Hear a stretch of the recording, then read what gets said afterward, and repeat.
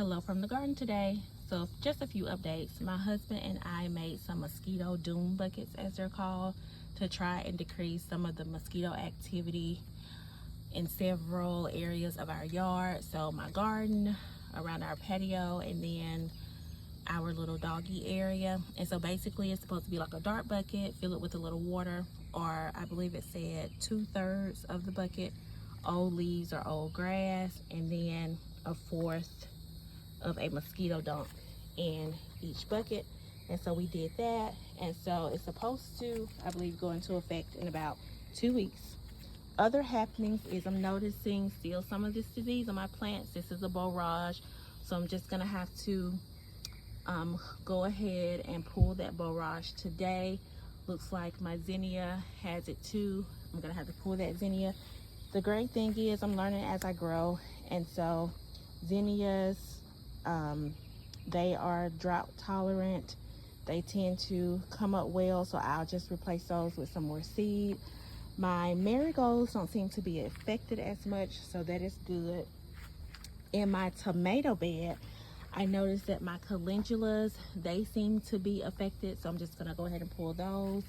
Some of the leaves of my tomato plants, I'm going to cut those because some of the majority of the plant still looks good. So I'm just gonna cut the damage there.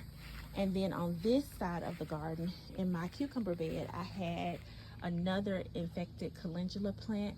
And so I don't know, from my research, it says that it may be the seed packets themselves. So I'm not gonna replace or add any more calendula seeds to the bed.